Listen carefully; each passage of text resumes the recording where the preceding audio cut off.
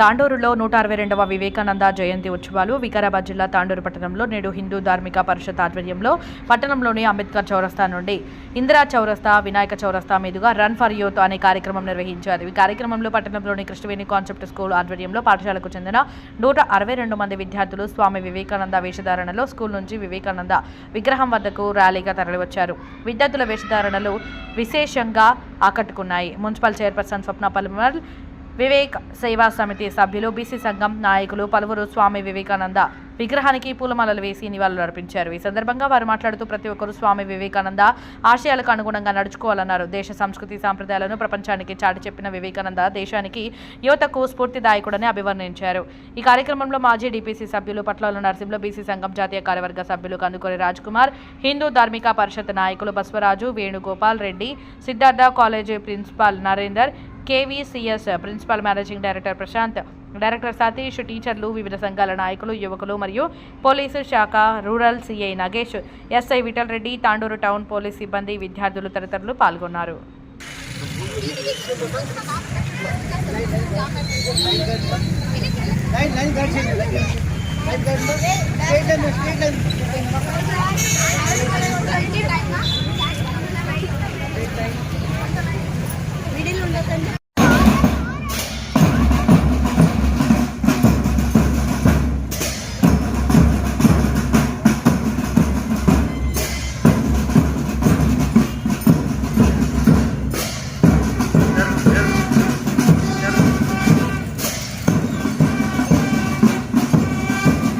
Kumar.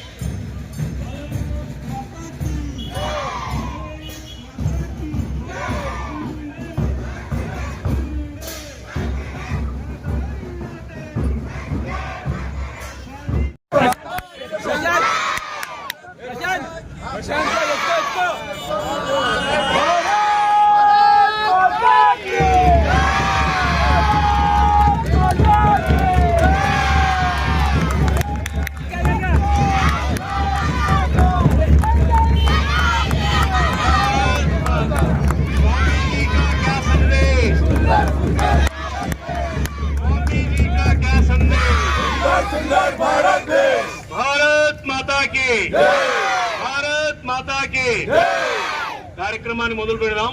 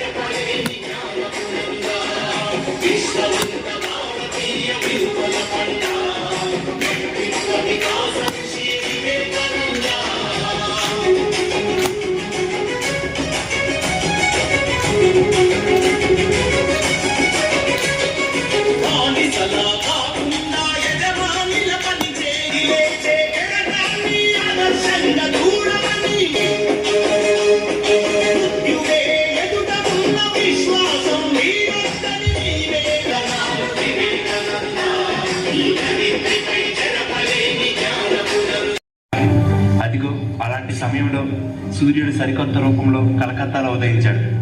భయమంటే తెలియని కళ్ళు, తేజస్సుతో నిండిపోయిన ముఖం, గంభీరమైన గొంతు, బలిష్టమైన శరీరం, దేశభక్తికి నిలువెత్తు రూపం. ఆయనే స్వామి వివేకానంద. కుల, మత, జాతి, లింగ భేదాలు లేకుండా ప్రతి ఒక్కరికి ఆదర్శమైన ఇండియాలోని యువతకు రోల్ మోడల్. భారతదేశం యొక్క అత్యంత ప్రసిద్ధ ఆధ్యాత్మిక నాయకుడు, దేశభక్తుడు, మాటలతో మంత్రముగ్ధులు చేయగలిగే గొప్ప వక్త. బ్రతికింది కేవలం 39 సంవత్సరాలే, కానీ మరొక 1000 సంవత్సరాలు గడిచినా కూడా చెరిగిపోని ముద్ర వేశారు. స్వామి వివేకానంద 1863వ సంవత్సరం జనవరి 12వ తేదీన మకర సంక్రాంతి రోజున ఒక బెంగాలీ కుటుంబంలో కోల్కతాలో జన్మించాడు. ఈయన తల్లిదండ్రులు విశ్వనాథ్ దత్త, భువనేశ్వరి దేవి. ఈయన తండ్రి గారు న్యాయవాదిగా పనిచేసేవారు. ఈయన చిన్నప్పటి పేరు నరేంద్రనాథ్ దత్త. రావణుడు సీతను అపహరించి రాముని పట్ల అధర్మం చేసిన రాముడు రావణుని సంహరించింది ధర్మం కోసం మాత్రమే, కానీ రాజు కాదు. పరులకు సాయం చేయడం కర్తవ్యం. ఈ విధంగా తల్లి దగ్గర రామాయణ, మహాభారత, భాగవతంలో, తండ్రి దగ్గర దానగుణం, క్రమశిక్షణ నేర్చుకుని చేసుకుంటూ క్రమక్రమంగా ఎదిగారు. 1871లో నరేంద్రుడు తన 8వ ఏట ఈశ్వరచంద్ర విద్యాసాగర్ మెట్రోపాలిటన్ పాఠశాలలో చేరాడు. చిన్న వయసులోనే ఎన్నో పాశ్చాత్య తత్వశాస్త్ర గ్రంథాలు, నవలలు, చరిత్రలు, అన్ని మతాల గ్రంథాలు ఇలా ఎన్నో చదివేశాడు. ఇంత చిన్న వయసులోనే ఈ పుస్తకాలు ఎలా నేను ఒక తారా మొత్తం చదవను. తారాలోని మొదటి లైన్ చివరి లైన్ చదవగానే నాకు తారా మొత్తం అర్థమవుతుంది. మీరు ఎప్పుడైనా భగవంతుణ్ణి చూశారా? లేదు, నేను చూడలేదు. పిల్లలందరూ ఉపాధ్యాయునితో విహారయాత్రకు వెళ్తారు. అక్కడ పిల్లలు ఎత్తైన కొండలు చూసి పారవశ్యంతో గంతులు వేస్తారు. గురువు గారు, పారవశ్యం అంటే ఏమిటి? దీనికి సరైన అర్థం నీకు తెలియాలంటే దక్షిణేశ్వర్లో ఉండే శ్రీ రామకృష్ణ పరమహంసను నీవు కలవాలి. Scottish church college principal William Hastie మాటలు విని రామకృష్ణ పరమహంసను కలవటానికి దక్షిణేశ్వర్ బయలుదేరారు.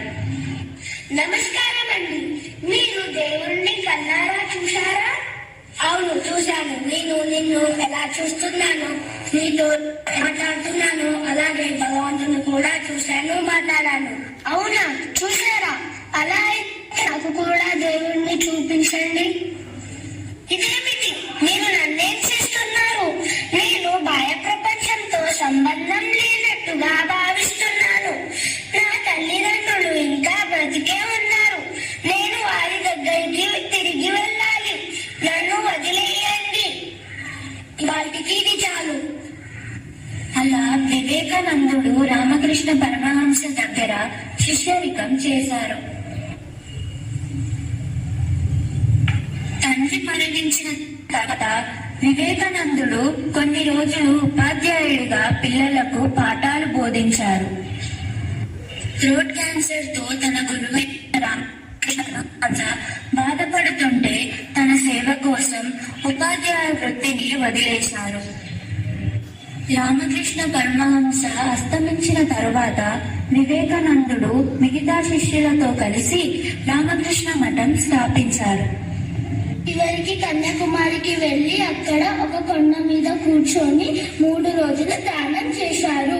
నా భారతదేశంలోని నిరాశ నిస్పృశ్యతలను తొలగించి నా భారతదేశ గౌరవాన్ని ప్రపంచ దేశాలకు ఎలాగైనా చాటి చెప్పాలి. అమెరికాలోని చికాగో వీధుల్లో తిరుగుతుండగా ఒకరోజు చూడండి, తన బట్టలు ఎలా ఉన్నాయో అసలు జెంటిల్మెన్ లానే లేదు.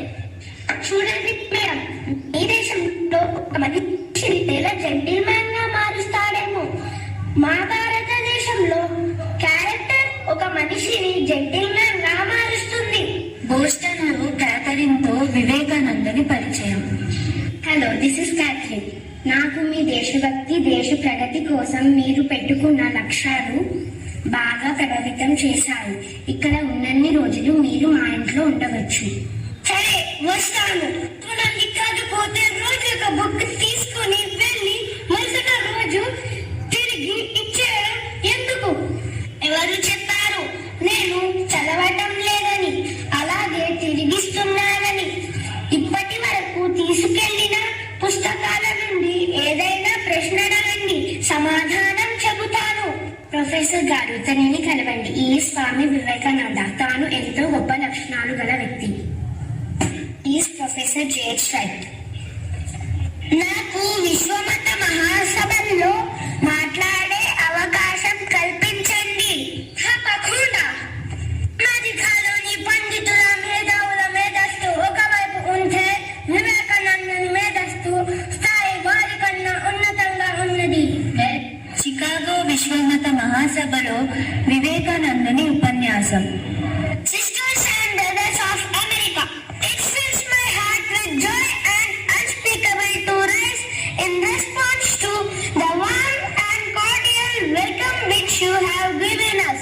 I thank you in the name of the most ancient order of monks in the world. I am proud to belong to a religion which has taught the world both tolerance and universal acceptance.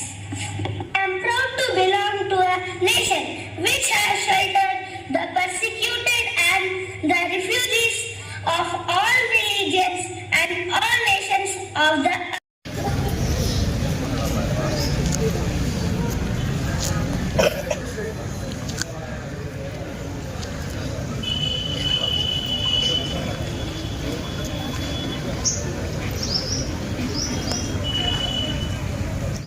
Everyone, जो कुछ भी तुम्हें कमजोर बनाता है, शारीरिक, बौद्धिक या मानसिक, उसे जहर की तरह त्याग दो.